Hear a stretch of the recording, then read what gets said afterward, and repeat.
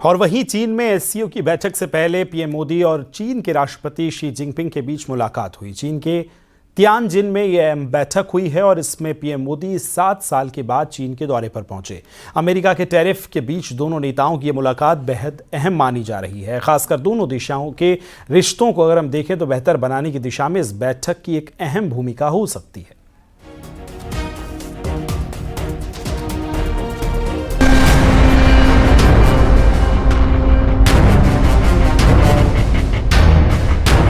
Tianjin से बदलते world order की बड़ी तस्वीर पूरी दुनिया ने देखी, जहां 7 साल बाद प्रधानमंत्री नरेंद्र मोदी चीन की धरती पर पहुंचे।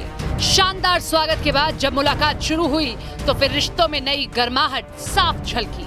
प्रधानमंत्री नरेंद्र मोदी और चीनी राष्ट्रपति शी जिनपिंग का 2 तरफा बातचीत की मेज पर यूं साथ बैठना महज 1 घंटे की मीटिंग तक ही नहीं सिमटा हुआ है, बल्कि आने वाले वक्त में दुनिया किस तरफ घूमने वाली है इसका खाका भी तैयार होता दिखा है।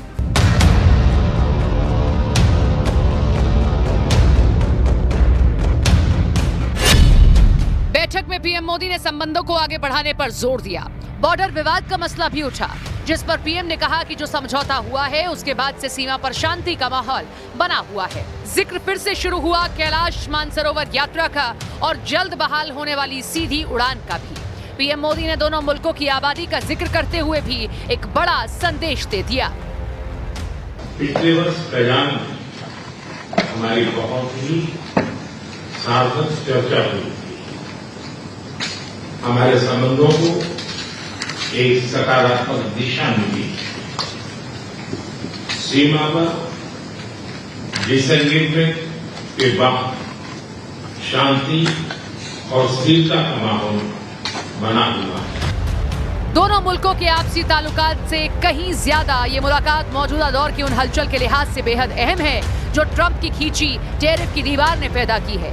इसीलिए जब शी जिनपिंग बोले तो उन्होंने भी कह डाला कि बैठक ऐसे दौर में हो रही है जब अंतर्राष्ट्रीय स्तर पर हालात अस्थिर हैं और दुनिया बदलाव के दौर से गुजर रही है। तब ड्रैगन यानी चीन और हाथी यानी भारत का एक साथ आना बहुत जरूरी है। इतिहास गवाह है कि भारत और चीन के दरमियान रिश्ते कभी भी एक जैसे नहीं रहे। बावजूद इसके मुलाकात में शी जिनपिंग ने मोदी की बात को दोहराते हुए कहा कि दोनों देशों को दोस्त और एक अच्छा पड़ोसी बनना है। पीएम मोदी की तरह ही शी जिनपिंग ने भी खास तौर पर इस बात पर जोर दिया कि भारत और चीन दुनिया की 2 सबसे ज्यादा आबादी वाले देश हैं।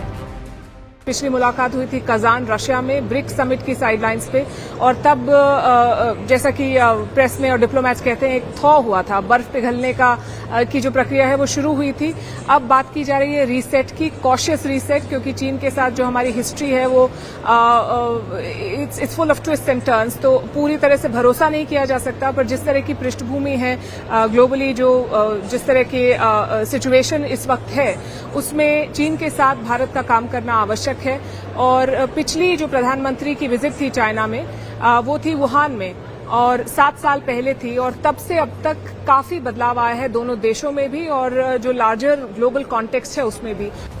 कभी दोस्ती तो कभी तकरार से भरे रिश्तों के इतिहास में इस वक्त वो घड़ी आई है जब दोनों ही देशों को एक दूसरे की सबसे ज्यादा जरूरत है, क्योंकि सामने जिद्दी ट्रंप टैरिफ को हथियार बनाकर खुलेआम आर्थिक जंग का ऐलान कर चुके हैं। अब इस जंग में जीत उसी की होगी जो सही समय पर सही जगह से सटीक दाव चलेगा। और मोदी का चीन पहुंचना और शी जिनपिंग से मुलाकात करना ऐसा ही एक दाव है।